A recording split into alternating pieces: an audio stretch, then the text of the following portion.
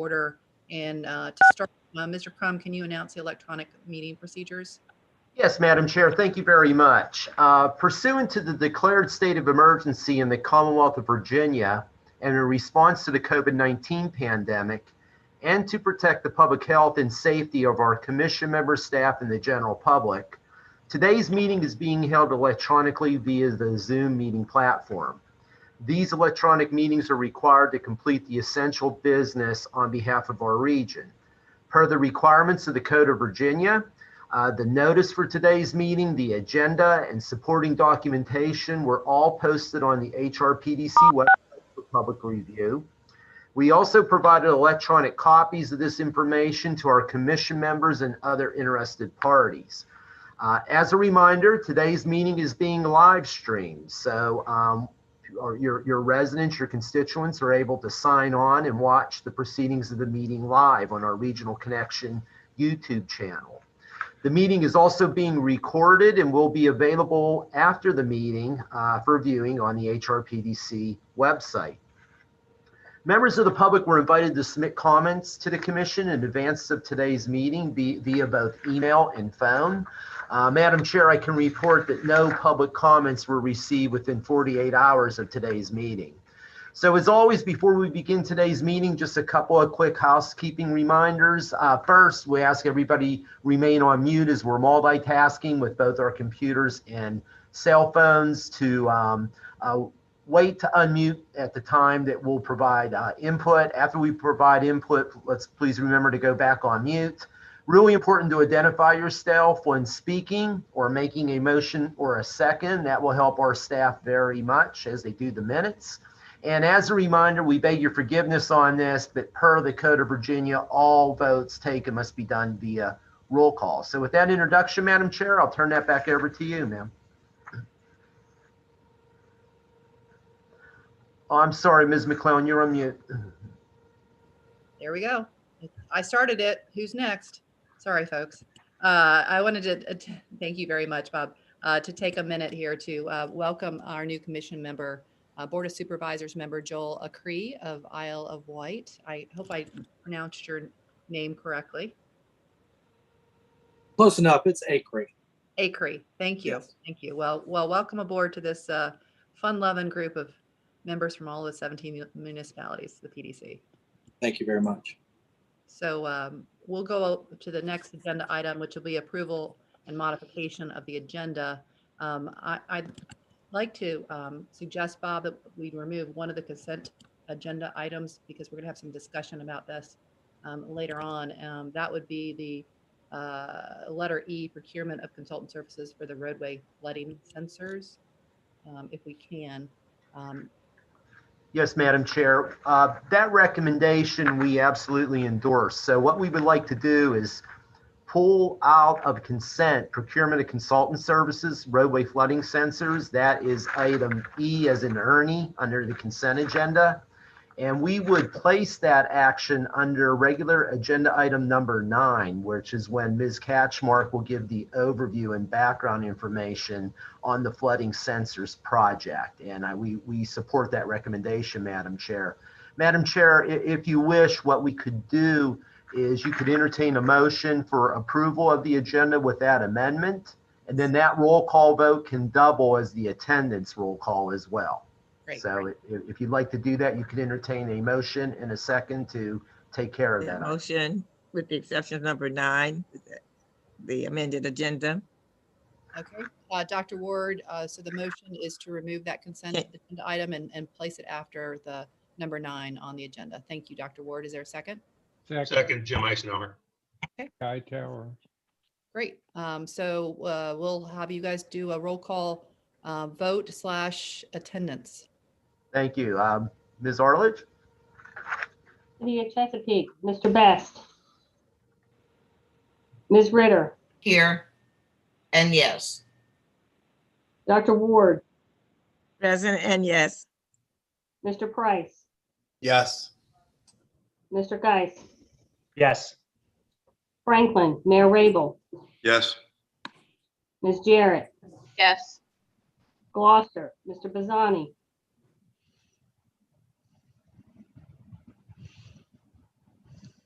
Mr. Fedors, Aye. Hampton, Mayor Tuck, Aye. Mr. Brown,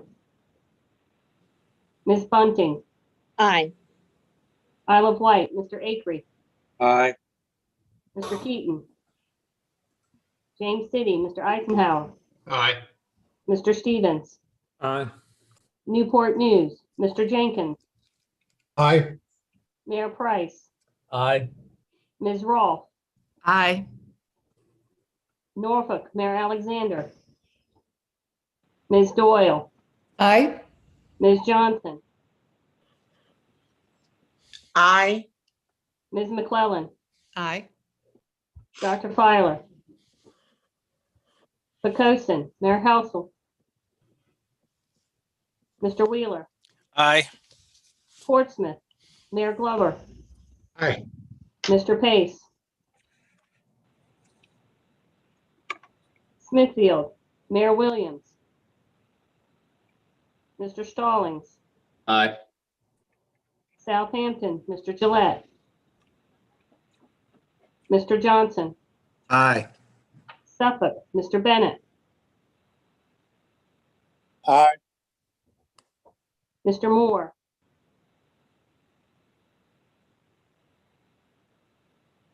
Surrey, Mr. Elliott, Ms. Rawlins, Aye. Virginia Beach, Mayor Dyer, Aye. Ms. Henley, Mr. Jones,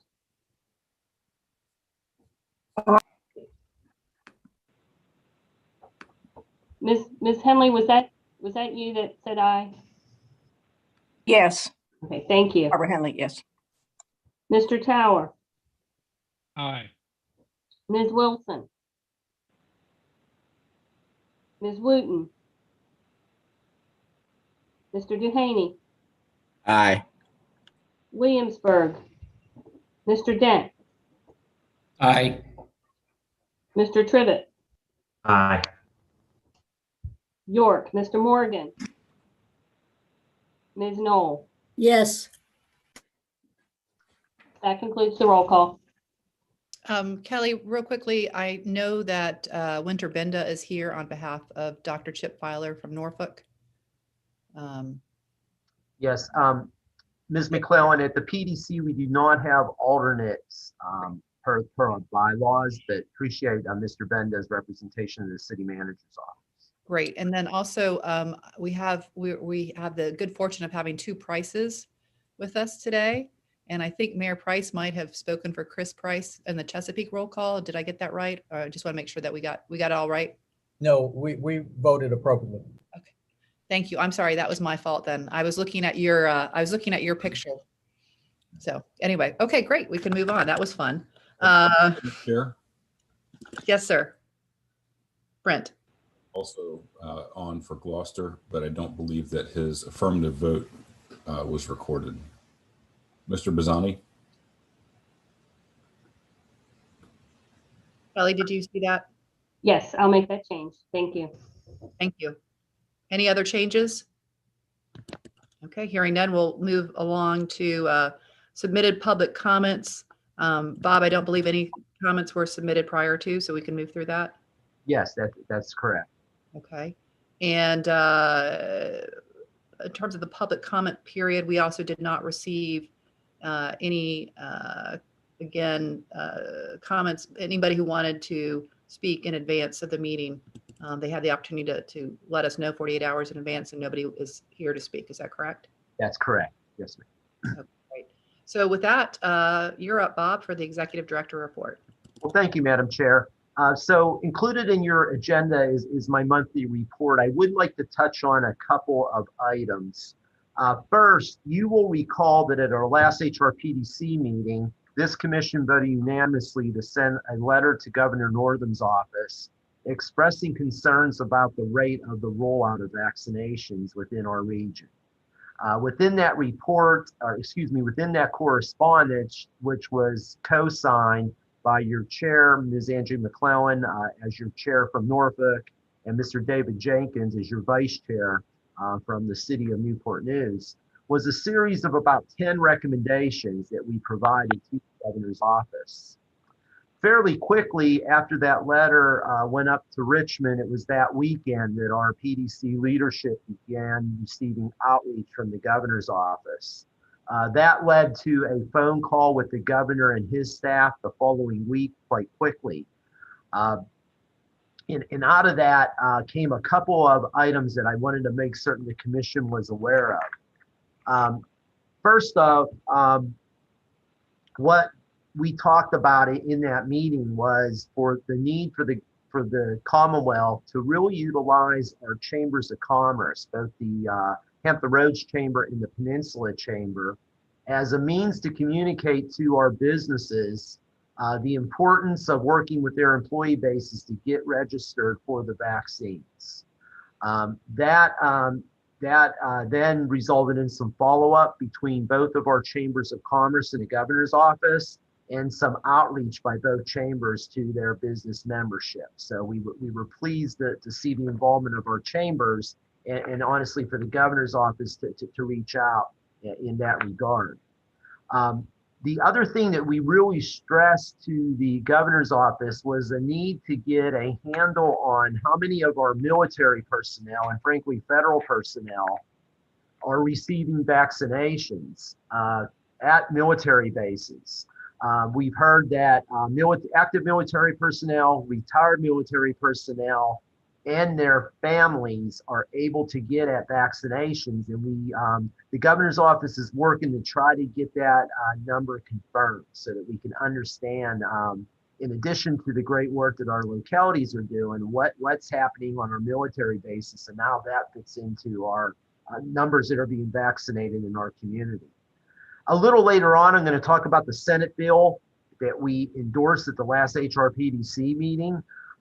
Very happy, and I'll get into that in more detail a little later, but very happy to report that that was signed and went into law on February the 15th, just a couple days ago. So Andrew Trivett from Williamsburg, I want to thank you. You recall at the end of the last PDC meeting, he brought that to our attention, and we were able to get behind that. And quickly, all of your legislative liaisons got behind that. It was a strong, consistent regional voice. What that does now is it expands the people who are qualified to be vaccinators now. A little later on during my General Assembly report, I'm going to touch on what some of the parameters are on that, and we'll get to that. But I want to thank Andrew, and I really want to thank everybody in your legislative liaisons who helped push that over the finish line at the General Assembly. But one of the other items that we asked for from the governor was your CAOs, your city managers and county administrators, they are meeting all the time, right? Mary Bunning is on as the CAO chair. Mike Johnson from Southampton County is on as the CAO vice chair. There have been times over the last year they've met together 3 times per week, if not more. And they continue to coordinate efforts of how to respond to this pandemic and how to move forward with at the local level, pushing out these vaccinations, getting the system set up, getting the clinics set up to meet the needs of our community as efficiently as possible. Your letter recommended that the governor form a small group of about 8 CAOs, a CAO advisory group, that would meet with he and his staff on a weekly basis to give advice on what's happening that's working and frankly what's happening that needs improved. Your appointments to that, we were able to get 2 members. Mary Bunning is one of the members from Hampton. Dr. Filer, supporting the HRPDC chair, Ms. McClellan is the representative from the South Side. Ms. Bunning, I know that you all had your first meeting last Friday, and Chair McClellan, I thought it might be helpful for Ms. Bunning to report to the commission on who was at that meeting, how it went, and her impressions of opportunities there. So Ms. Bunning, if you wouldn't mind, please. Sure, I'll be brief and be glad to answer any questions people might have. The group is actually about 12 people, I think, counting Mr. Pfeiffer himself. Representation was offered via the planning district commissions, and some of them that are large, like ours, got more than one representative to represent the totality of the population. But we did have our first meeting. We will be meeting each Friday for a minimum of a half an hour to advise on issues that are happening on the local level. And also to hear any updates that the governor's office has for us.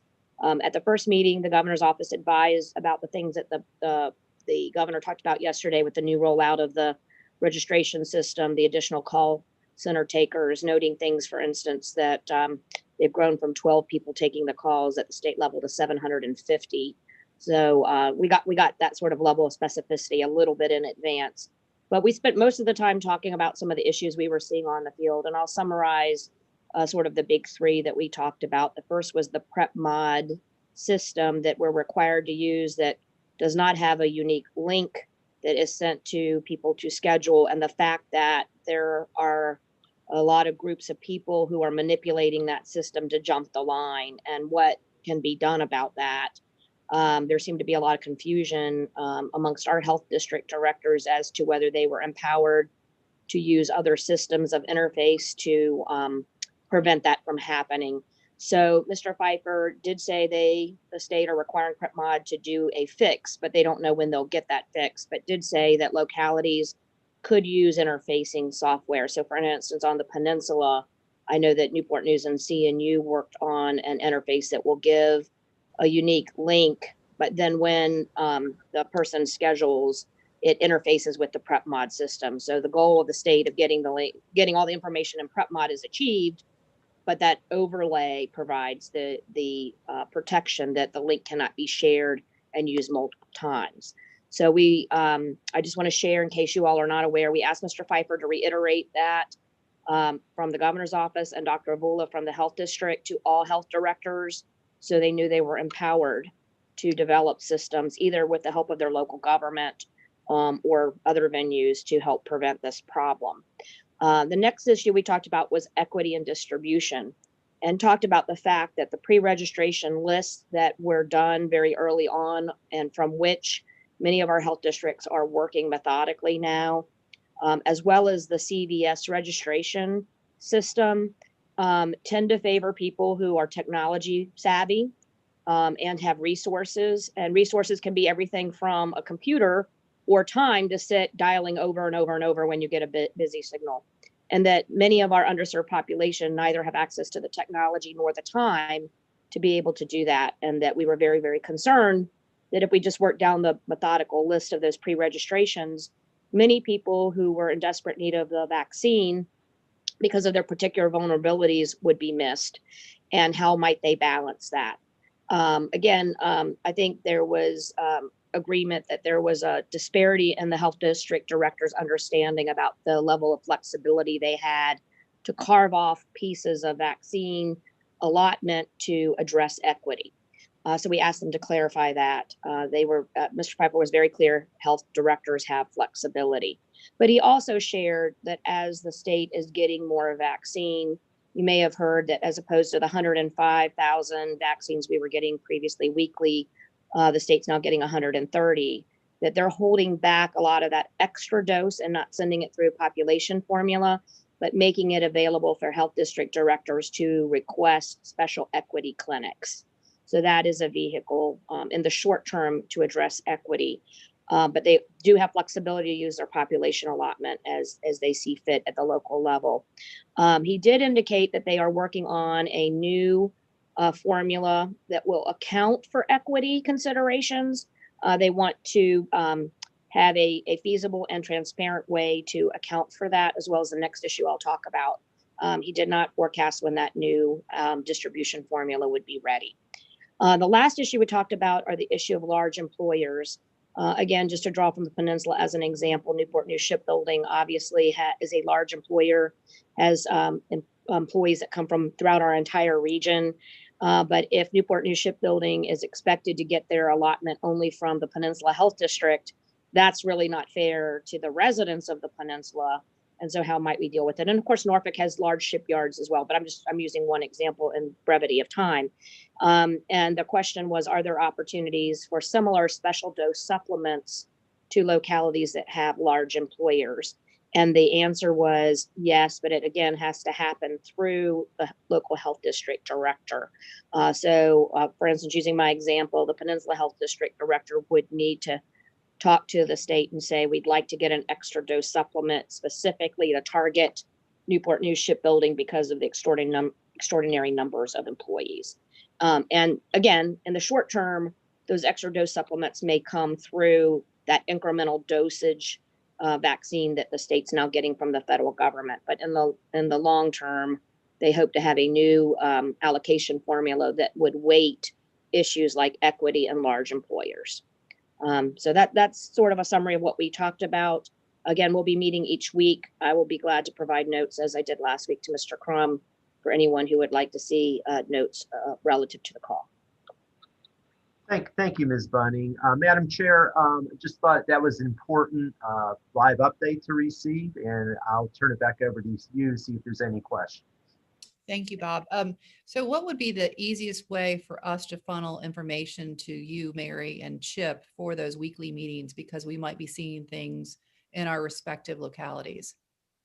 Sure. I'm fine either of the two following ways, which is more convenient for you. I'm kind of volunteering Bob. If everyone wants to send it to Bob, I'm sure he wouldn't mind getting me a consolidated list and Chip a consolidated list. Or if you want to send it directly to me, I have no problem with that either.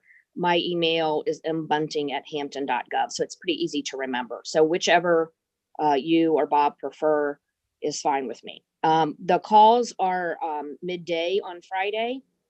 So it would be ideal to have any questions or concerns you'd like Chip and I to raise, say by 10 a.m. on Friday. Thank you. That's great. Out of curiosity, was there a discussion as to how Virginia went from being 50th in the country to number 7 in terms of vaccine distribution? No, we did not talk about that. We were really focused on the current tactical issues we had concerns about. I'll be glad to ask that this week just to have an appreciation of it. Frankly, my observation just on the peninsula is that there are probably a couple of factors at play. Initially, hospital systems were holding back second doses. And I know that Dr. Avula and others got involved in saying, don't hold back those second doses. We have another means of getting second doses to you, free up vaccine. So I suspect that was a big part of it. Another part on the peninsula is that when we started doing our local clinics, we were doing them all on paper because the prep mod system was not yet available and they would not give us direct access into Viz. So I know on Hampton, we did over 5,000 paper vaccines and those didn't get entered immediately. And I know that that was probably a similar number at Newport News and in Williamsburg, James City County as well. So I mean, just in the peninsula, we had 15,000 that weren't showing as being vaccinated because the paper backlog had to get entered. And I would suspect that was also replicated throughout the region. So as they made an aggressive push to get that paper vaccination record entered into the Viz system, that probably improved the numbers as well. That's great. Thank you so much. And Mayor Price, I'm interested in what you're doing in Newport News. So you might be getting a couple of emails from the localities about the interface that you created before that prep mod, because we've experienced similar issues with that link being shared and have some concerns. Mr. Bazzani, you had your hand raised. You have a question? No, you asked the question I was going to ask. Thank you. Okay. Oh, great minds think alike. Thank you so much. Are there any other comments or questions? Okay, hearing none. Mary, thank you for your hard work on this, and Bob for helping to coordinate. I think this is definitely one of the great reasons why the PDC exists. So I'm pleased that our region is working together on this. So thank you. Absolutely. And I wanted to say all of your city managers and county administrators are participating, as Bob said, in our group efforts. And we couldn't, I mean, I'm just representing them. So I just want to give a big shout out to all of them. Good job. Okay, Bob, you want to continue with your report? Yes, that concludes my report for today. Again, just as a reminder, you can send those directly to Mary, but don't hesitate if you'd like to send them to me. I can put them together and forward those to Mary and Chip. But if you have any pressing issues that are coming up in your localities, I really think this is a great vehicle for Mary and Dr. Father to be able to represent us real time before the governor's office. You know, what's working well, but frankly, what we can do better, or questions. So please, let's use that as an opportunity. So Madam Chair, back to you.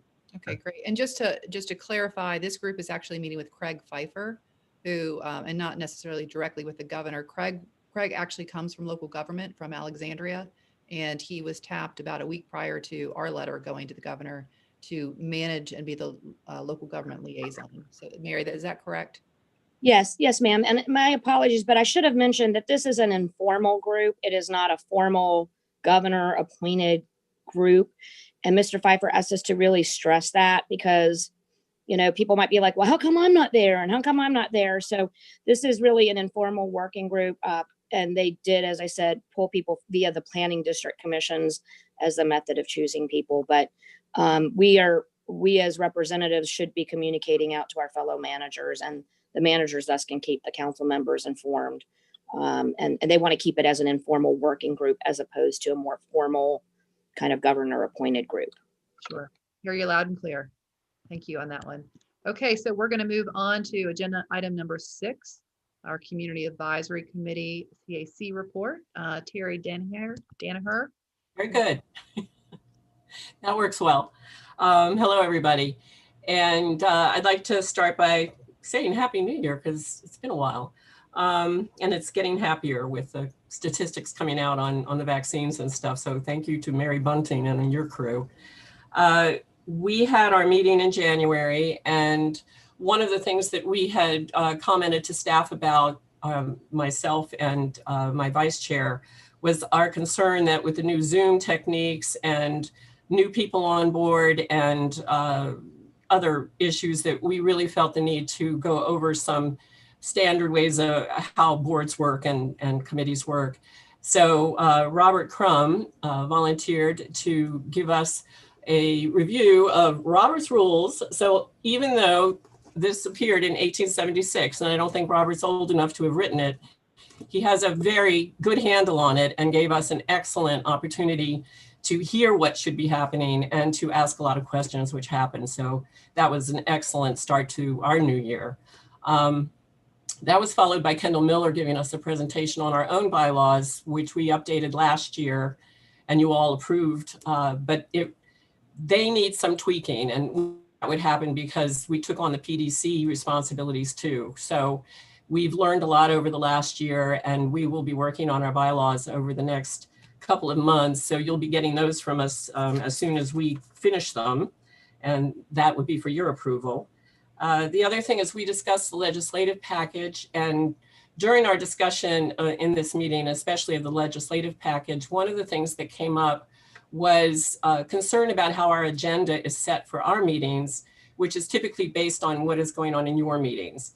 And there was some feeling among some of our members, many of them in fact, that we really need to have some stuff bubbling up from the bottom from us that may be of interest to you all, or that you may not have heard about, as well as taking on the presentations and things that you do. So we'll be taking surveys and getting that kind of information to you through staff. And that's basically it for us. So thank you for the time. Thank you so much, Terry. I appreciate you being here and your leadership in that. We'll go on to agenda item number 7, which is the consent agenda. Bob, is there anything that we need to know about this, or? I'll just quickly go over. We would ask that you approve today's consent agenda. As a reminder, we would remove letter E. The consent agenda today is our meeting minutes and treasurer's report. For our investment account, BB&T is a brokerage company currently serving as our custodian for our money market and fixed income bond investments. As part of the BB&T and SunTrust merger to form Truist, our bank's brokerage security firms are being combined. Our new brokerage platform is going to be administered by National Financial Services, and to be able to continue to do work with them, we do need action from the commission today to establish a brokerage account with NFS, so we're asking for that action. You'll see item D is related to the non-entitlement community development block grant regional priorities. These are typically counties that compete for CDBG funding. They're not entitled to that funding, such as some of our larger cities. that every year DHCD asks us to give them input on what the priorities should be for funding. And what our staff does is they pull localities such as James City County, who I know plans on submitting a CDBG application this year. So based on the interest that our localities have, what you'll see enclosed is our recommended CDBG priorities for the state to consider this year. And then the last two items are for us to procure consultant services. First, for support for our Regional Construction Standards Program, which is a 20+ year program administered here at the Planning District Commission. And then finally, we do want to bring in a new advisor to manage our boardroom. I had reported to our chair and vice chair as we move into this virtual environment and try to think about what comes next, which might include hybrid type of meetings where some might want to be in person, others might want to be remote. We really need to be certain we stay on top of our technology to meet your needs. So, Madam Chair, we would ask that the consent agenda be approved, again, with the reminder that letter E be forwarded to later in the agenda. Great. Is there a motion to approve the consent agenda as presented? Motion, Bobby Dyer. Thank you, Mayor Dyer. Is there a second? Second, Sheila Knoll. Thank you, Ms. Knoll. Okay, so are there any questions or discussions before roll call vote? Okay, hearing none. Ms. Arledge, will you do your magic? Chesapeake, Mr. Best. Ms. Ritter, Yes. Dr. Ward, Yes. Mr. Price, Yes. Mr. Geis, Yes. Franklin, Mayor Rabel, Yes. Ms. Jarrett, Yes. Gloucester, Mr. Bazzani, Yes. Mr. Fedors, Aye. Hampton, Mayor Tuck, Mr. Brown, Ms. Bunting, Isle of Wight, Mr. Acree, Yes. Mr. Keaton, James City, Mr. Eisenhower, Yes. Mr. Stevens, Yes. Newport News, Mr. Jenkins, Aye. Mayor Price, Aye. Ms. Rolfe, Aye. Norfolk, Mayor Alexander, Ms. Doyle, Aye. Ms. Johnson, Aye. Ms. McClellan, Aye. Dr. Filer, Pecosin, Mayor Helsel, Mr. Wheeler, Aye. Portsmouth, Mayor Glover, Aye. Mr. Pace, Aye. Smithfield, Mayor Williams, Mr. Stallings, Aye. Southampton, Mr. Gillette, Mr. Johnson, Aye. Suffolk, Mr. Bennett, Aye. Mr. Moore, Surrey, Mr. Elliott, Ms. Rollins, Aye. Virginia Beach, Mayor Dyer, Aye. Ms. Henley, Mr. Jones, Mr. Tower, Aye. Ms. Wilson, Ms. Wooten, Mr. Duhaney, This is Mr. Dehaney. Miss Henley had to drop off. She's going to try to get back on as soon as she can. But aye. thank you. Williamsburg, Mr. Dent, Aye. Mr. Trivett, Aye. York, Mr. Morgan, Ms. Knoll. Yes.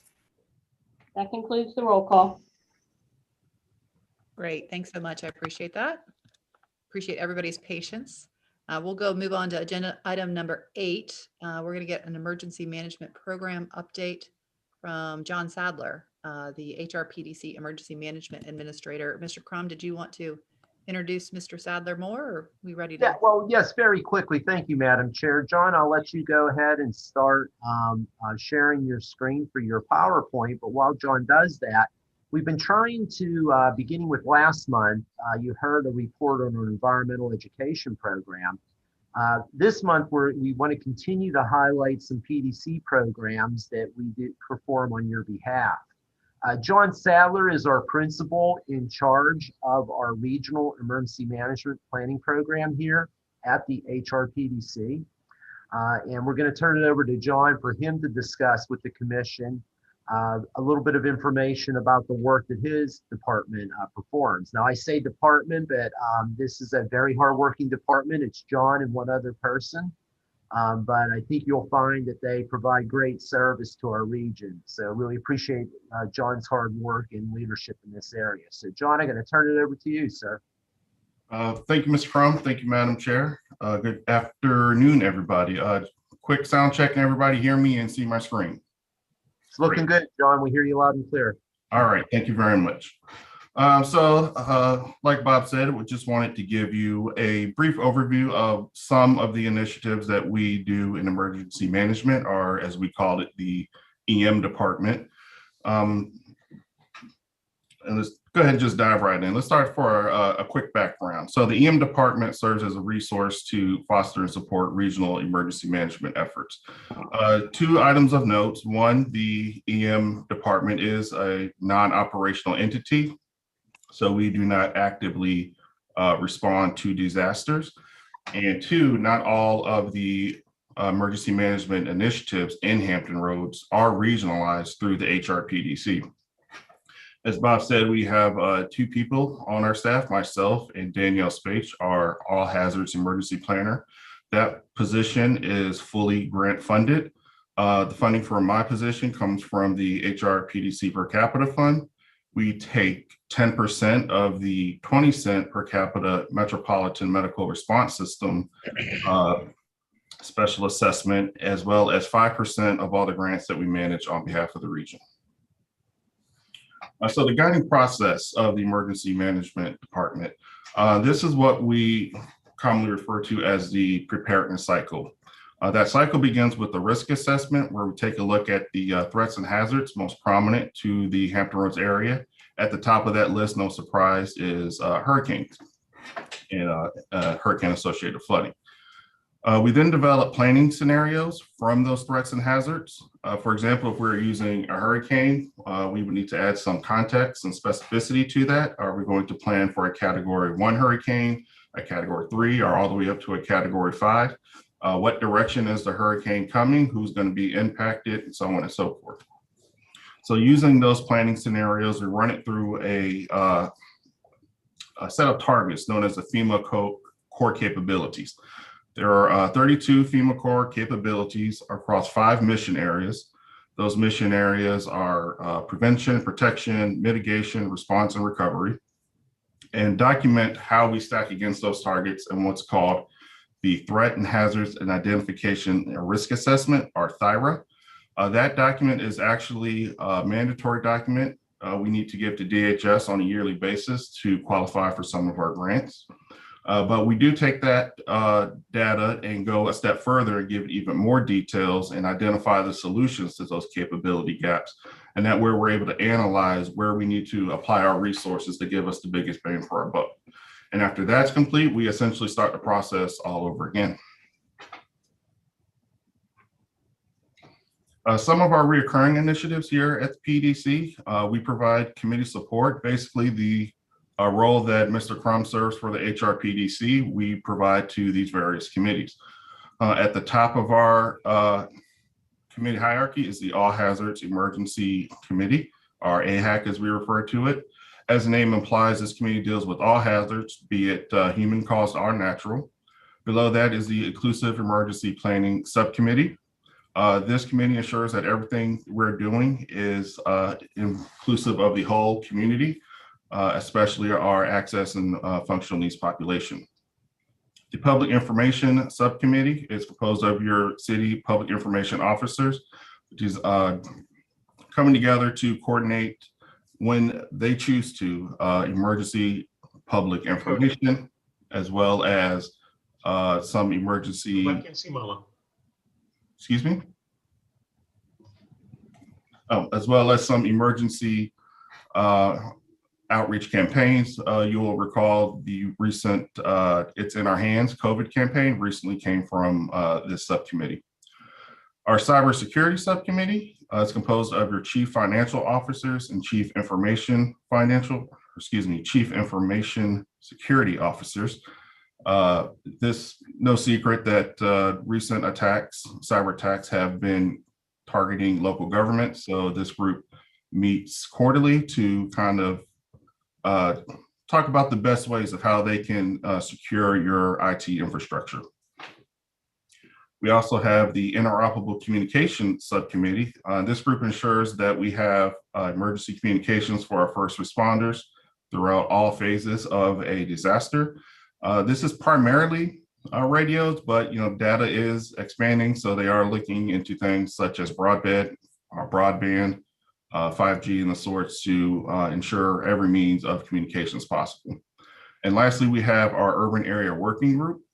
Unlike the other committees, this working group is organized by discipline. So instead of locality-based representation, there's a member for EM, another for law enforcement, fire, emergency medical services, so on and so forth. And that group is primarily responsible for managing the Urban Area Security Initiative grant, which is another thing that the EM department here at the PDC spends a lot of time on. We'll start at the top, the State Homeland Security Program. That program is actually implemented by the Virginia Department of Emergency Management. But the way in which they do their scoring, projects with a regional nature are scored higher and have a higher chance of getting funding. So the PDC will facilitate sort of a mini application process. A lot of our time is spent with the UASI grant. UASI stands for Urban Area Security Initiative. I apologize, EM is very acronym heavy. I'll do my best. We are involved with this grant from eligibility to formal application, funding division, and even manage many other projects on behalf of the region. Alongside of that is a nonprofit that we facilitate the application. This is for 501(c)(3)s to implement target hardening initiatives in their facilities. And also we manage mitigation grants. We have one currently where we're updating our regional hazard mitigation plan. Our first hazard mitigation plan was actually approved in 2017. It's set to expire in April of next year. So we're well on our way with getting that updated. And as I said earlier, we do constantly keep a loop going on the preparedness grant cycle. Here's a list of some of our current initiatives. For the sake of time, I won't go through all of these, but I will highlight a few of them. Under the AHAC, All Hazards Advisory Committee, we are looking at implementing regional shelters. The way things are done now, your locality shelters are the first line of defense. And once those get to their capacity, the state comes in with their shelters. But now we're looking at establishing 2 or 3 regional shelters as the first line of defense with the assistance of the American Red Cross and using your local shelters as refuges of last resort. We're very early in the planning process for this, so we don't know where it's going to end up, but that is something we're taking a look at. The Interoperable Communication Subcommittee is working on Orion sustainment. We spend a lot of time on this particular issue. The Orion network, our overlay regional interoperability network, is the primary regional communications asset in Hampton Roads. This system has its roots going back to the early 2000s. It was built over several grants with several committees, several different visions and priorities of what the system would look like. So the result is a very decentralized system. It's decentralized in terms of its use, in terms of its sustainment, and how the different localities approach the system. So we're trying to get the necessary sustainment for this, trying to get the necessary policies and procedures and governance. And quite frankly, we're trying to expand the system because currently there are more radios programmed to use this system than the system is currently able to handle. Public Information Subcommittee is working on information between the Virginia Department of Emergency Management and the Virginia Department of Health. They are meeting regularly and exchanging the information on the vaccines rollout, and we are facilitating those meetings. The Inclusive Planning Subcommittee is working on various shelter enhancements through registration equipment and inventory system for our Metropolitan Medical Response System. Cybersecurity Subcommittee recently did a very large assessment against what's called the National Institute of Science and Technology Standards, or the NIST. That assessment kind of shed light on the fact that some of our policies and procedures within the localities are not up to those standards. So we're going through locality by locality to implement those cybersecurity policies and procedures. And the Urban Area Working Group is currently inactive right now, but that will change at the end of next week as the notice of funding opportunity is expected to be released for application to the FY21 UOSI grant.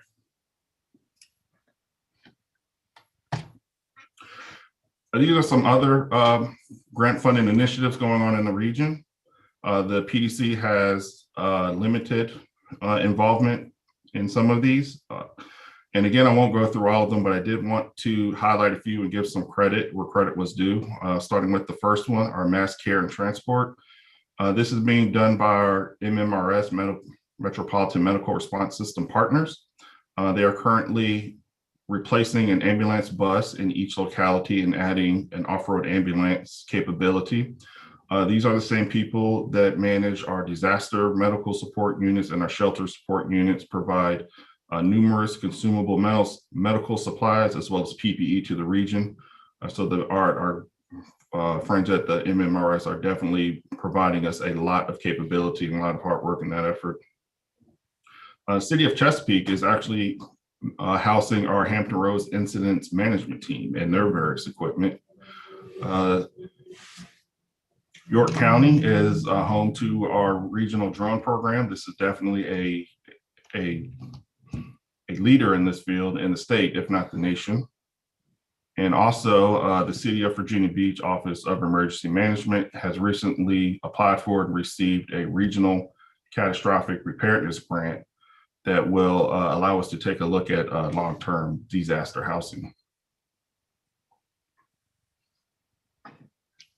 So since the inception of the UOSI program in Hampton Roads in 2007, we've spent well over $50 million in creating regional capabilities. And there was a point in time where those grants disappeared. We were getting initially $7 million a year, and that went straight to zero for a few years. And that was a huge wake-up call for the region and some of the assets that we rely on this grant to sustain. So given that information, we approached the CAOs in May of 2019 and asked for an increase to the special assessment for the MMRS program. To their credit, the CAOs knew that there were more that needed to be staying than just MMRS, and they asked the All Hazards Advisory Committee to come back with a more comprehensive number and tell us what are the other areas that needed that sustainment funding. So after a lot of discussion between the All Hazards Advisory Committee and the various subcommittees, we identified our key areas listed here and came back to the CAOs with a specific ask of a 25-cent per capita increase to the MMRS special assessment. We had a few homework assignments due, but if you notice the date, February 2020, 1 month later, that's when COVID really started to hit, and we've taken a back burner ever since. So I know the timing is horrible, but I did want to at least put that dot back on what I'm sure is a very overcrowded radar. That concludes my formal presentation. I'll be more than happy to take any questions. Question. And forgive me if I've asked this before, but does this organization also communicate with our military and their emergency departments? Yes. Or bases? Excuse, was that last part? Our military bases, like Fort Eustis. Yes, we have representation on various committees from our military partners. Now, to be frank, their level of involvement is really up to them. So some things they like to really get involved with, some things they don't. And that's just really their prerogative. Are there any other questions? What a great report. That last slide, which had all those different items on it, on those boxes, there's a lot of really important things going on in there. That's amazing that for 2 people, you can handle all those issues. So it's great to hear about that. I'd like to open it up to any other commissioners who might have a question or comment. Okay. Hearing none, Mr. Sadler, thank you for that great presentation. I learned a lot, and I appreciate, Bob, you putting it on the agenda. So we'll move on then to the next presentation, which will be Ms. Kaczmarek, who's going to be talking about something I'm particularly excited about. Not that I'm not particularly excited about emergency management, but the roadway flooding sensors project update. Very good. So I know that the commission members all know Whitney Kaczmarek. Whitney leads our water resources department, and a big part of her work is working with your localities on issues to address recurrent flooding, sea level rise, and some of those challenges. So we're really excited about the proposal Whitney has to share with you today. And Whitney, well, I'll turn it over to you. Thanks, Bob. Yeah, this is a project I'm pretty excited about. It's really a bit unusual. We've been working on it for at least 2 years, and I think we're ready to go. So I'm here to tell you about it. There's been a number of projects around the region that involve sensors, so you may have read about them, but this one is specifically focused on trying to help drivers. So, the problem is that people driving around don't know if a road's flooded. And if they knew, we would assume they'd love to be diverted around it because nobody wants to be stuck in the queue. And obviously nobody wants to get themselves into deep water and damage their car. So trying to figure out how to deliver information the easiest way. And so the solution that we come up with is to install sensors that can detect if a road is flooded and send that information to Waze, which Waze is an app. You see that on one side of the screen here. It's free. A lot of people use it now to avoid congestion, but it has all sorts of features to tell you if there's something in the road, if a road is closed. And so we're trying to build off this existing technology, but add this extra feature. And if people don't want to use Waze, we also will have the ability to take the same sensor data and send out text and email alerts. So that's the basic concept. We have the additional benefits that we're going to have a lot more data and measured data that will help inform our models. So this screenshot is of one of the StormSense models that's looking at potential flooded areas. We can evaluate with models, how frequently places are flooded and in what depth, and then that helps us prioritize what to do first. So lots of additional benefits, but like I said, the focus is really on drivers and reaching as many of them as possible. So here's a few details about how we got here. We asked locality staff through the Coastal Resiliency Committee, hey, where are there locations where a road floods, intersection floods, and you would like to have a sensor? As simple as that. And they generated a list of about 200 locations. And then we moved forward with, okay, how do we do this? We released a request for information. We wanted to make sure this project was feasible. We hadn't seen anyone using sensors then to communicate with a driving app like Waze. We got a pretty good response. This was in 2019. 10 companies responded, gave us their thoughts on how to do this, helped us understand what kind of sensors to ask for. So then we followed up in May of 2020 with a request for proposals. And that time we got 6 responses. It helped us, select a contractor, confirm the cost, get a really solid idea of where we were. My selection panel included somebody from VIMS, ODU, Norfolk, and USGS, all people who actually know a lot more about sensors and this technology than I do. So I was really grateful for that input. We picked Xylem as the contractor we thought was the best fit. The idea at this point is that we would install 20 sensors at 20 locations as a pilot project, and then additionally do about 180 or more if we got the opportunity to fully implement this concept. So I do want to point out that when we put this contract together, we wanted it to be as flexible as possible. So a couple of things, we can add existing sensors for the localities that have them. We can add new technology if it starts to be developed and there are cheaper sensors, or one of the things that RISE is working on is trying to prompt investigation of different ways to detect that a road is flooded by even using like video. So it's super flexible. And the goal is to have this data available to lots of people to do research and build and expand as much as we can if it turns out to be really beneficial to everyone. I do want to show you a quick map of the pilot project locations. These are not set in stone. These are just proposed ideas. These are a subset of the 200 locations that local staff recommended.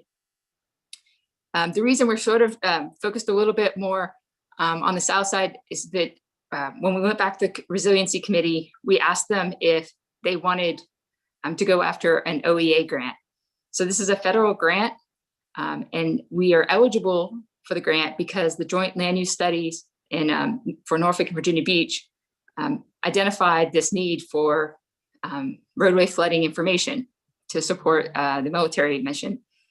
And this has also been mentioned in the ongoing Chesapeake Portsmouth JLUS and also the Peninsula Langley study. So it is supported regionally, but we thought as a pilot project, this would appeal, these locations would appeal to them.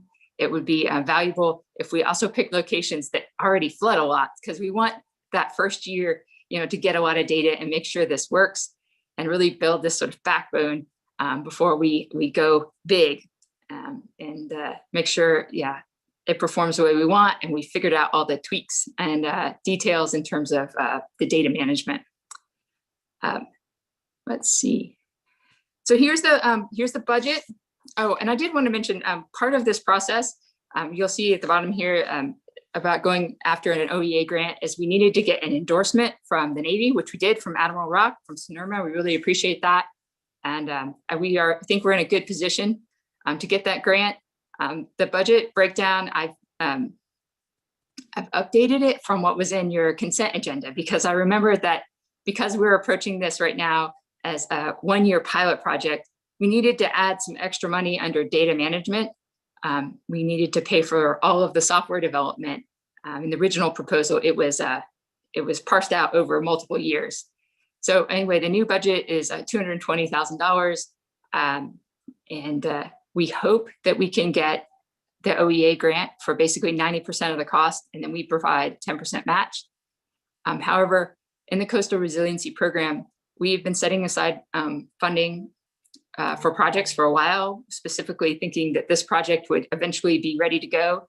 And so we have the funds in hand to implement it if the OEA grant doesn't cover that full amount. So that's the gist of what we're trying to do. I try to keep it simple. The recommended action is to authorize the executive director to sign the contract with Xylem and accept the grant from OEA. And I did change the contract amount up to $250,000. There is a need for some contingency funding, or at least that would be helpful as we move forward. And we have to work through some of the details of how to install these sensors and get it all up and running. So thank you for the time, and I'll take questions.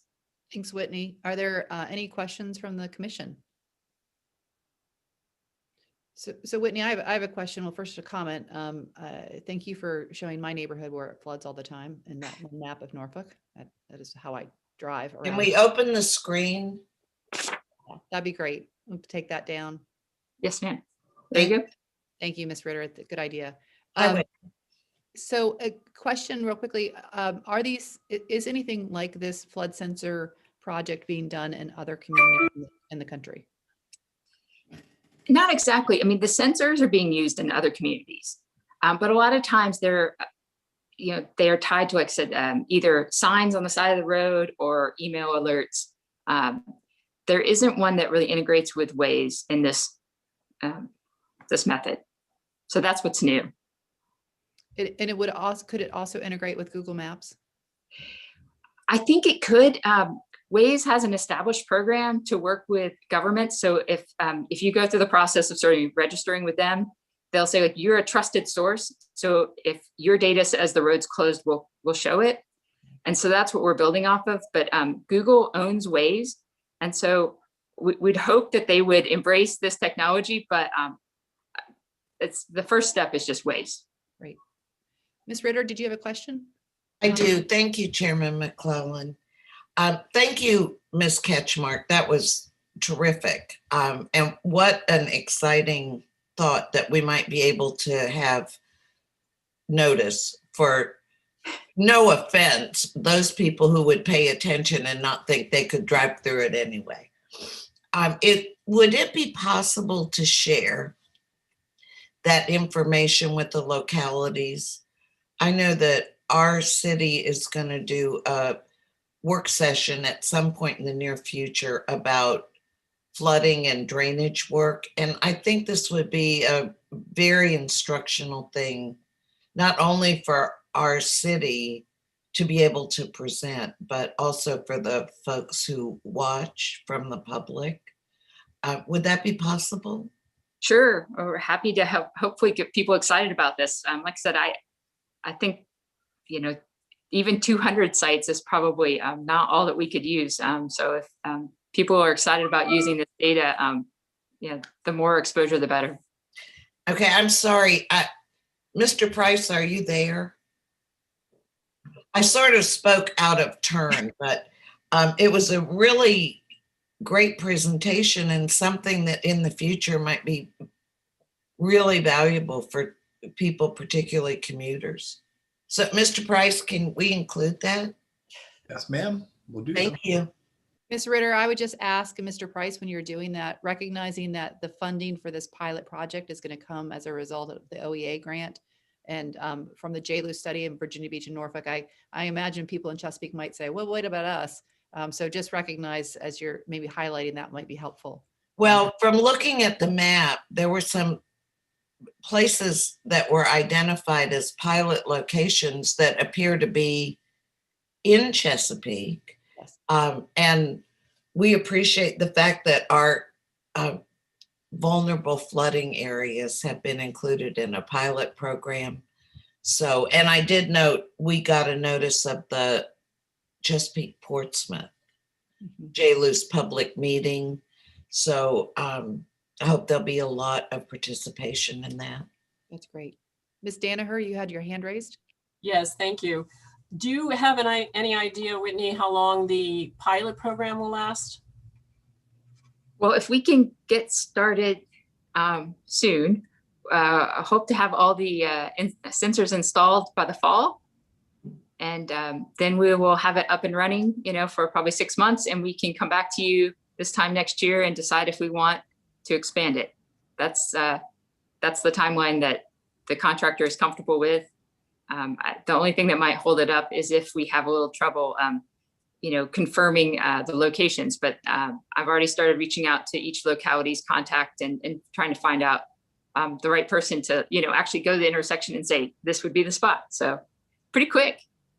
Okay, well, if you need any help in moving a pilot program site to another place, Portsmouth has a couple of places that are very, very much affect the military. So I can help you on that, but thank you very much. Yeah, I think we've got 4, but yeah, I know we've been talking about it a lot. So thanks. Okay, thank you.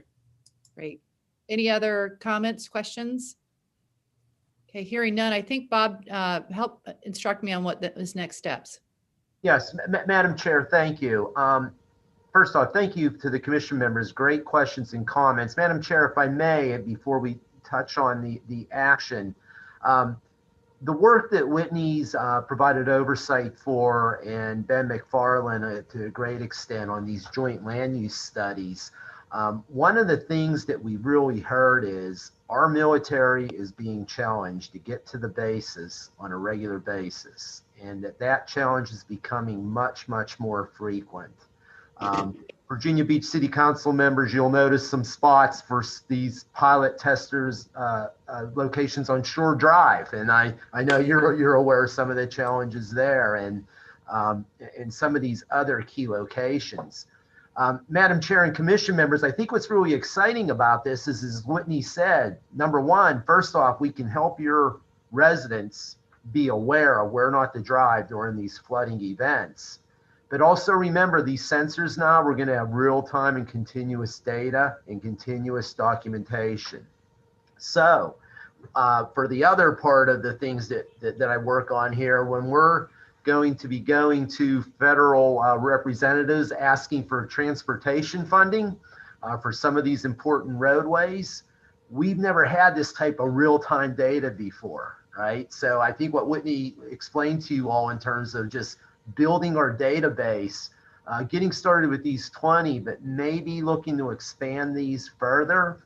And the thing that excites me is who knows, maybe we can start to create some energy that there might be many outside investors that would like to help us expand this well over 200 possibly, to help us not only monitor and document this problem, but solve it. So we see this as a great first step, and I really appreciate all the work that Whitney's done.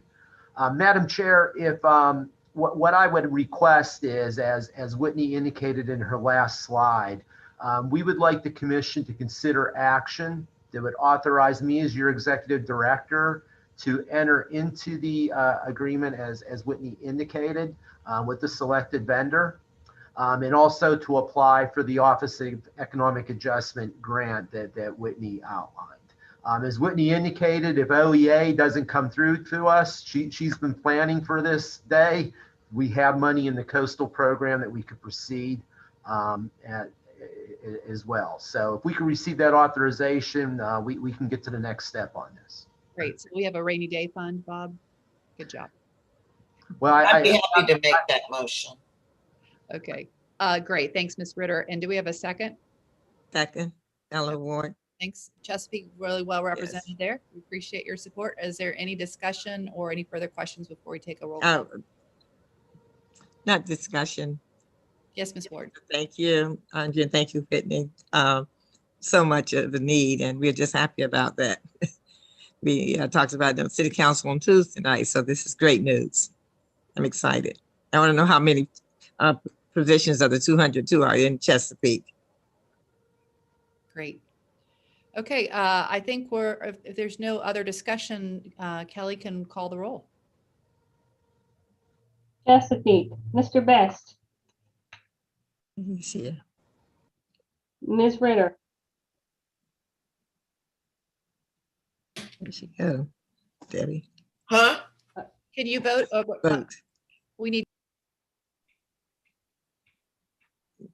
You're muted. I'm sorry, I voted yes now for the third time. thank you. Dr. Ward, Yes. Mr. Price, Yes. Mr. Geis, Yes. Franklin, Mayor Rabel, Yes. Ms. Jarrett, Yes. Gloucester, Mr. Bazzani, Yes. Mr. Fedors, Aye. Hampton, Mayor Tuck, Mr. Brown, Ms. Bunting, Isle of Wight, Mr. Acree, Yes. Mr. Keaton, James City, Mr. Eisenhower, Aye. Mr. Stevens, Aye. Newport News, Mr. Jenkins, Yes. Mayor Price, Aye. Ms. Rawl, Yes. Norfolk, Mayor Alexander, Ms. Doyle, Aye. Ms. Johnson, Aye. Ms. McClellan, Aye. Dr. Filer, Pecosin, Mayor Helsel, Mr. Wheeler, Aye. Portsmouth, Mayor Glover, Aye. Mr. Pace, Aye. Smithfield, Mayor Williams, Mr. Stallings, Aye. Southampton, Mr. Gillette, Mr. Johnson, Aye. Suffolk, Mr. Bennett, Aye.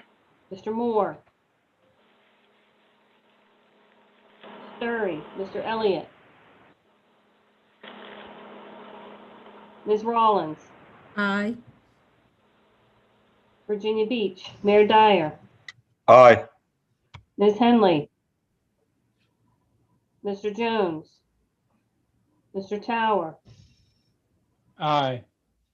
Ms. Wilson, Ms. Wooten, Mr. Duhaney, Aye. Williamsburg, Mr. Dent, Aye. Mr. Trivett, Aye. York, Mr. Morgan, Ms. Knoll. Yes. That concludes the roll call. Great. Thank you so much. And Bob, we're ready to move on. And again, I think everybody is universally excited about this, and it's definitely something that's needed in our region. So thank you. We're going to bring Whitney back because we've had so much fun with her already. This time she's going to be talking about the Chesapeake Bay Preservation Act, which is agenda item number 10, and the regulations surrounding those. Bob, would you like to say anything? No, I think Whitney is prepared to give our commission an update on where this process stands and how they can engage. All right, thanks, Bob. This is a nice, short, simple presentation. The reason I'm talking to you today is that back in 2020, HB 2504 added some new provisions to the Chesapeake Bay Preservation Act. The regulations are being developed, and I want you to know that in your April agenda, we anticipate bringing to you a recommended comment letter that would be submitted to the State Water Control Board, and that would have to be done by May 3rd. So sort of your April meeting is your chance to act on it, and I just want to make sure you have kind of a heads up. You know what's going on, and you can do whatever homework and poking around you want to do in that time frame. So here's sort of what's been going on in terms of the regulatory, the state timeline. Back in October, we first heard DEQ kind of talk about this issue, but they just talked about in generalities and asked for ideas. It wasn't until December where they had draft language for the regulatory changes in the State Water Control Board's agenda packet that we could see specifically what was being proposed. A little bit before that meeting, the CAOs here in Hampton Roads wrote a letter to the State Water Control Board saying, hey, it'd be nice if you could slow down the process, be more inclusive of local governments, because it felt like this could potentially be big changes, and there just wasn't a lot of time and awareness of what was being contemplated. So the State Water Control Board listened to some extent. They changed their 60-day comment period to 90 days, and they did add one stakeholder meeting after the comment period concludes, kind of hoping that they would do a little more robust stakeholder engagement process than that, but that's where we are right now. They released the proposed regulations for the 90-day comment period February 1st, which leads us to the deadline of May 3rd. So this is my last slide. This is what we're proposing to do. It's a lot of meetings. The reason there's so many meetings is there's sort of different aspects of this, because it's both looking at coastal resiliency and the Bay Act, which, you know, just sort of this blend of balancing water quality issues and private property rights. So we're going to be talking to CAOs, what is that, 2 weeks from now. We've been working with the Regional Environmental Committee and some subcommittees on with Chesapeake Bay program administrators. The things I would say focus on are March 9th, we intend to have a revised draft letter based on input. And we're going to send it to everybody. We're going to send it to Regional Environmental. We'll send it to the resiliency people, the planning directors, and get input. And, you know, it's possible that there won't be any comments that there's consensus on, but our attempt at doing this is to make sure people take the time to look at it now, because you can influence now. And if we don't make changes, ultimately, you know, local governments are going to have to change their ordinances and implement the program. And you don't want to realize that there are problems when you get down to that step of the process. So we'll have this comment letter, like I said, based on whatever we're hearing consensus concerns from. We will be talking to a couple other committees after that, just to have some face-to-face kind of conversation. we'll take the final draft to the Regional Environmental Committee. It's your advisory committee, and see if they vote to endorse the letter on April 1st, and then it will be in your packet for April 15th. So that's all I'm covering today. We're not going to try to get in the weeds. I just wanted you to be aware of the process we're going to go through, and that this issue is sort of brewing, and we're trying to understand it and understand what's best for the region. Thanks. Thanks, Whitney. And by the way, can you make all my presentations? Because yours look really good. So this is really important. I think what I hear underlying is that there are potentially some unfunded mandates that could come out of this process, and that you're trying to make sure that we as our localities have our eyes wide open and have some opportunity to provide input in advance. Right? Yeah. And I will say, when we staff read through this, there's just a lot of room for interpretation. It's not very clearly written. So that's another piece, is just trying to get more people to look at it and think about how they would, really implement a program with these objectives. Whitney, can I ask you and Bob to coordinate with the Coastal Resilience Subcommittee of Elections, and possibly maybe we could have a joint meeting on the 26th of March so that we could also be present for part of that, for that presentation? I know there's several of the members here. I know we'd like to be part of the process if possible. Are there any questions or comments? No. Okay. Thanks for the heads up. Appreciate it. Okay, we'll move along here to the General Assembly session update. Bob? Yes, thank you. In the essence of time here, I'll be quick on this, but there are two items I just wanted to touch on, of course, as the General Assembly winds down. At your last meeting, we took action at the end of the meeting to support Senate Bill 1445.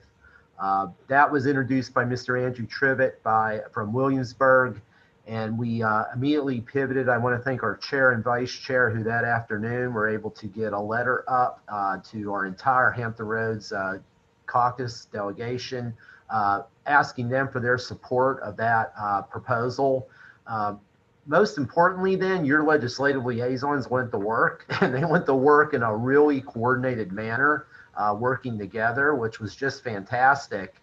And I'm happy to report, due to their work and really this region standing together, that SB 1445 was approved and went into law on February 15th. So what you'll recall is what we were seeing is all of our localities, or many of our localities, working together to set up your clinics, that you were concerned that you needed enough people to issue vaccines, and that your localities could provide a lot of those people if it was permitted by law. So SB 1445 identifies who an eligible healthcare provider is now. And that includes a person's licensed by the Health Regulatory Board, whose license is currently in good standing or has been within the past 20 years. So if you have I have a number of friends that say, boy, there's somebody in my family that's a retired nurse, right? Could give these vaccinations. They can now do that. And it goes on to say that any health profession student enrolled in an accredited program in the Commonwealth who's in good academic standing, and there's some other provisions, may also issue vaccinations.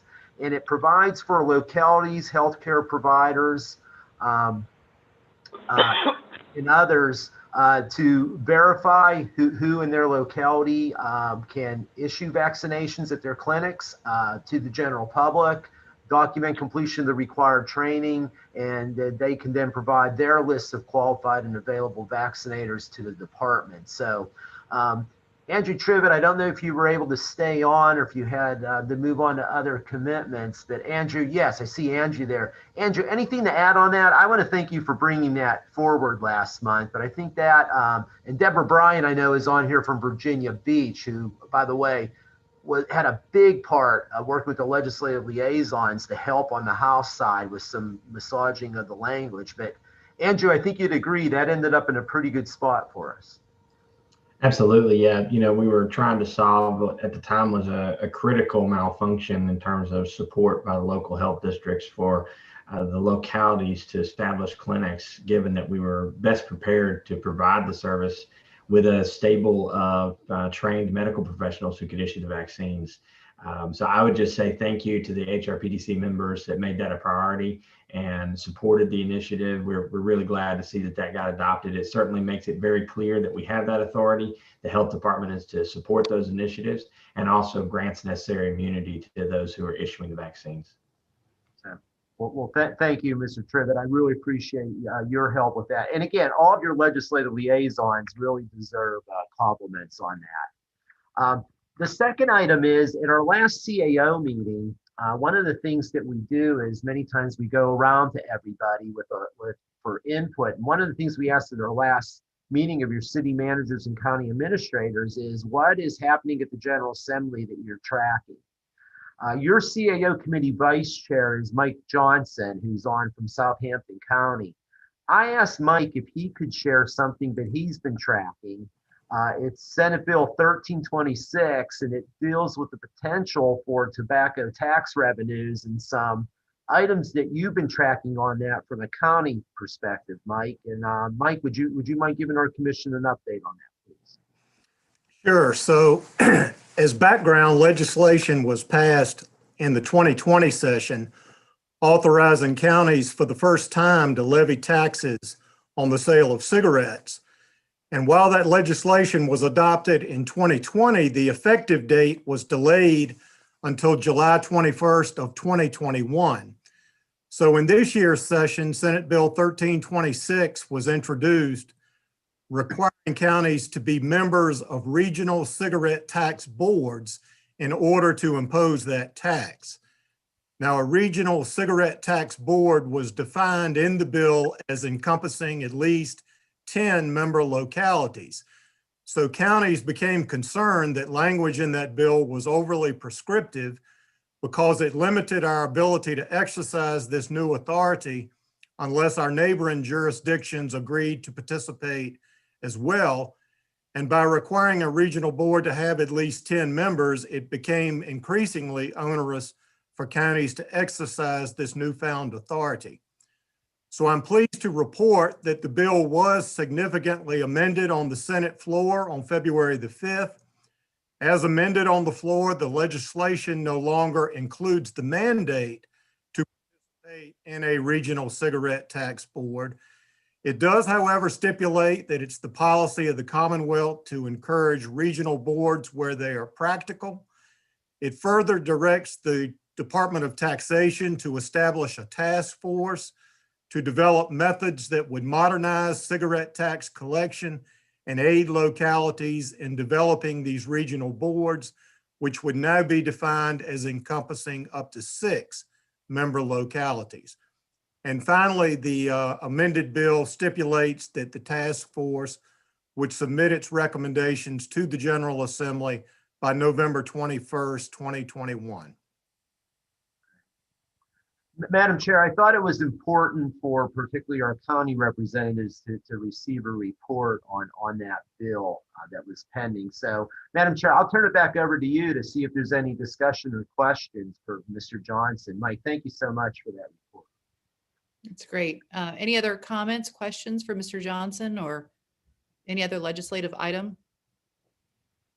Thank you to the PDC and Kelly for sending out the weekly legislative updates as well, by the way. Those are really comprehensive and a great tool. Madam Chair, if I may, just to maybe put on our parking lot list to the side. Many times as you wind down General Assembly session, it's important to maybe take a pause and say, wow, the next one will be on us before we know it. And we might want to think about it as a commission quickly pivoting to what communication looks like with our Hampton Roads caucus during the off season, if you will, right? As we all know, it's a race for people's time and energy when session's in place. But if we can begin thinking this spring about regional priorities for next winter and begin the communication outreach, we might be find that proactiveness might pay dividends for us. So I'll just mention that as something that perhaps this spring we might want to have a conversation about as a commission. Bob, I would recommend we may even consider, I don't know if this happens in other planning district commissions, but I serve on the board of HRT and we have a government relations committee, external affairs. Would some sort of advocacy subcommittee of this group be helpful to have those ongoing relationships, both at the state and the federal level?